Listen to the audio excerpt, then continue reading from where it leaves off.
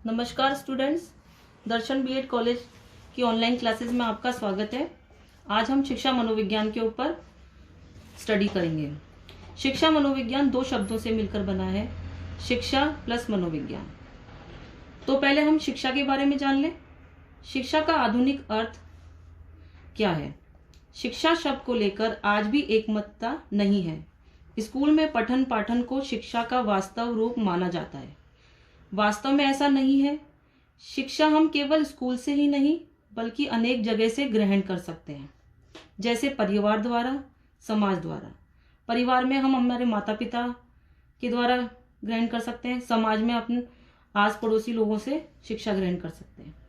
शिक्षा शब्द संस्कृत के शिक्ष धातु से बना है। इसका अर्थ है सीखना। सीखने की प्रक्रिया शिक्षक, छात्र तथा पाठ्यक्रम द्वारा संपादित होती है। सीखने की प्रक्रिया क्या होती है? शिक्षक के द्वारा, छात्र के द्वारा और पाठ्यक्रम के द्वारा। शिक्षा को हम अंग्रेजी में एजुकेशन कहते हैं। ये एजुकेशन वर्ड जो है वो लैटिन भाषा के एडुसियर से बना है, जिसका अर्थ है शिक्षित करना।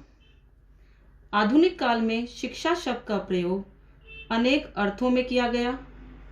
उसके एक मुख्य अर्थ का उल्लेख करते हुए डगलस व हॉलैंड ने लिखा, शिक्षा शब्द का प्रयोग उन सब परिवर्तन को व्यक्त करने के लिए किया जाता है जो एक व्यक्ति में उसके जीवन काल में होता है।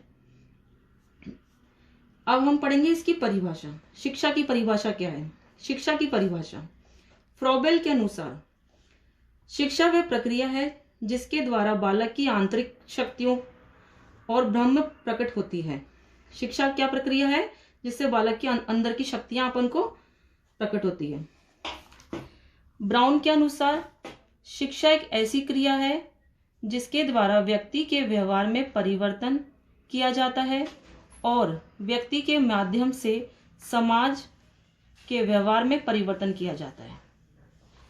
इसी तरह एक फ्रेंडसन के अनुसार शिक्षा की ये परिभाषा है, आधुनिक शिक्षा का संबंध व्यक्ति और समाज दोनों के कल्याण से है। अब हम पढ़ेंगे, अगला टॉपिक है मनोविज्ञान का अर्थ। शिक्षा का अर्थ अपन को समझ में आ गया। अब पढ़ेंगे हम मनोविज्ञान का अर्थ। मनोविज्ञान क्या है? मनोविज्ञान साइकोलॉजी शब्द वास्तव में यूनानी भाषा का है। मनोविज्ञान क्या है? साइकोलॉजी, जो मनोविज्ञान को इंग्लिश में बोलते हैं साइकोलॉजी, ये यूनानी भाषा से लिया है। साइकोलॉजी शब्द दो शब्दों से मिलकर बना है। Psychology, psycho plus लोगस। साइको का मतलब होता है आत्मा और लोगस का मतलब होता है विज्ञान। साइकोलॉजी का अर्थ है आत्मा का विज्ञान। साइकोलॉजी का क्या अर्थ है? आत्मा का विज्ञान और आत्मा की व्याख्या करने वाला विज्ञान। अतः मनोविज्ञान को सर्वप्रथम आत्मा के अध्ययन का विषय माना गया है। मनोविज्ञान को सर्वप्रथम क्या माना गया है? आत्मा के अध्ययन का विषय माना गया है। मनोविज्ञान के आधुनिक जनक कौन थे? William James. मनोविज्ञान के आधुनिक जनक थे विलियम जेम्स। मनोविज्ञान में प्राणियों का अध्ययन किया जाता है। प्राणी कैसे सोचता है, याद करता है, समझता है, साथ ही साथ अपने पर्यावरण के वस्तु एवं घटनाओं के साथ किस तरह से अंतर्क्रिया करता है आदि का अध्ययन ही मनोविज्ञान है। अब हम पढ़ेंगे मनोविज्ञान की परिभाषा। मनोविज्ञान की परिभाषा क्या है? मनोविज्ञान की परिभाषा बेरिंग के अनुसार मनोविज्ञान मानव प्रकृति का अध्ययन है। मनोविज्ञान क्या है? मानव प्रकृति का अध्ययन। स्किनर के अनुसार मनोविज्ञान व्यवहार और अनुभव का विज्ञान है। क्रो के अनुसार मनोविज्ञान मानव व्यवहार का, मानव संबंधों का अध्ययन है।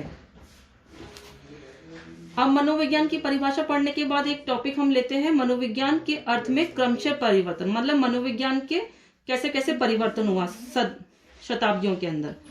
मनोविज्ञान के अर्थ में किस प्रकार परिवर्तन हुआ, इसका वर्णन निम्नलिखित शीर्षकों के अंतर्गत किया। पहला, आत्मा का विज्ञान, मस्तिष्क का विज्ञान, चेतना का विज्ञान और व्यवहार का विज्ञान। अब हम इनको डिटेल में समझाऊंगी मैं आपको। आत्मा का विज्ञान। आत्मा का विज्ञान। गैरेट के अनुसार साइकोलॉजी शब्द की उत्पत्ति यूनानी भाषा के दो शब्दों से मिलकर है, साइकी जिसका अर्थ है आत्मा और लोगस जिसका अर्थ है अध्ययन यानी कि स्टडी। इस प्रकार प्राचीन काल में साइकोलॉजी का अर्थ या था आत्मा का विज्ञान माना जाता था। प्राचीन काल में साइकोलॉजी का अर्थ क्या माना जाता था? आत्मा का विज्ञान। अनेक यूनानी दार्शनिकों ने मनोविज्ञान को आत्मा का विज्ञान माना। आत्मा की व्याख्या उसके उत्तर न देने के कारण 16वीं शताब्दी में मनोविज्ञान का ये अर्थ अस्वीकार कर दिया गया। इसको अस्वीकार कर दिया। 16वीं शताब्दी में आत्मा के विज्ञान को अस्वीकार कर दिया गया। उसके बाद टॉपिक आता है दूसरा, मस्तिष्क का विज्ञान। मध्य युग में दार्शनिकों ने मनोविज्ञान को विज्ञान बताया। इटली के दार्शनिक पोपोनाजी ने मनोविज्ञान को मस्तिष्क का अध्ययन करने वाला विज्ञान कहा। इसका मुख्य कारण यह था कि आत्मा के मानसिक और आध्यात्मिक पहलू अध्ययन के पृथक विषय हो गए थे। आधुनिक मनोविज्ञान मन के स्वरूप तथा प्रकृति का निर्धारण न कर सका। मन शब्द के विषय में भी अनेक मतभेद हैं, अतः ये परिभाषा भी अस्वीकार कर दी गई। उसके बाद हुआ चेतना का व्यवहार। थर्ड पॉइंट, चेतना का व्यवहार। 16वीं शताब्दी में 22 विलियम आदि विद्वानों ने मनोविज्ञान को चेतना की चेतन क्रियाओं का अध्ययन करता है, पर चेतना शब्द के अर्थ से संबंध में एकमत ना हो सके। चेतना वर्ड के संबंध में ये एकमत नहीं थी इनके अंदर, इसलिए चेतन मन के अलावा अचेतन मन होता है, अर्धचेतन मन होता है जो मनुष्य की क्रियाओं को प्रभावित करता है। परिणामत यह अर्थ भी सीमित होने के कारण सर्वमान्य ना हो सका। व्यवहार का विज्ञान। फोर्थ पॉइंट है व्यवहार का विज्ञान। 20वीं शताब्दी के आरंभ में मनोविज्ञान के अनेक अर्थ बताए गए, जिनमें सबसे अधिक मान्यता इस अर्थ को दी गई मनोविज्ञान व्यवहार का विज्ञान है। मनोविज्ञान क्या है? व्यवहार का विज्ञान। दूसरों शब्दों में हम इसे कह सकते हैं कि शताब्दी में मनोविज्ञान को व्यवहार का निश्चित विज्ञान माना जाता है। दूसरे शब्दों में हम इसे कह सकते हैं कि इस शताब्दी में क्या है? मनोविज्ञान व्यवहार का विज्ञान है।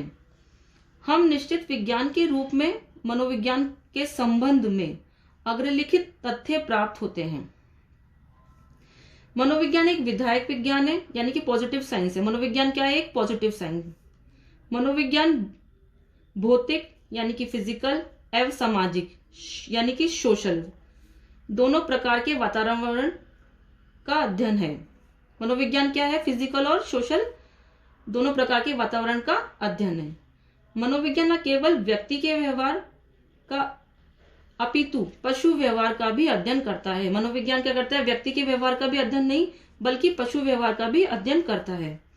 मनोविज्ञान व्यक्ति के ज्ञानात्मक क्रियाओं जैसे स्मरण करना, कल्पना करना आदि और संवेगात्मक क्रियाओं जैसे रोना, हंसना, क्रोध होना आदि और क्रियात्मक क्रियाएं जैसे बोलना, चलना, फिरना आदि का अध्ययन करता है। मनोविज्ञान क्या करता है? ज्ञानात्मक क्रियाएं। ज्ञानात्मक क्रियाएं क्या होती है? स्मरण करना, कल्पना करना, ये ज्ञानात्मक क्रियाएं होती है। संवेगात्मक क्रियाएं क्या होती हैं? जैसे रोना, हंसना आदि। और क्रियात्मक क्रियाएं क्या होती है? जैसे बोलना, चलना आदि, फिरना, इन सब का अध्ययन करता है। अब ये इस उल्लेखित तथ्यों के आधार पर हम वुडवर्थ के शब्दों में इस निष्कर्ष पर पहुंचते हैं। वुडवर्थ के क्या शब्द थे? सबसे पहले मनोविज्ञान ने अपनी आत्मा का त्याग किया। सबसे पहले क्या करा? मनोविज्ञान ने अपनी आत्मा का त्याग किया। फिर उसने अपने मन या मस्तिष्क का त्याग किया। फिर उसने अपने मन और मस्तिष्क का त्याग कर दिया। उसके बाद उसने चेतना का त्याग किया। अब वह व्यवहार की विधि को स्वीकार करता है। अब वो क्या करता है? व्यवहार की विधि को स्वीकार करता है।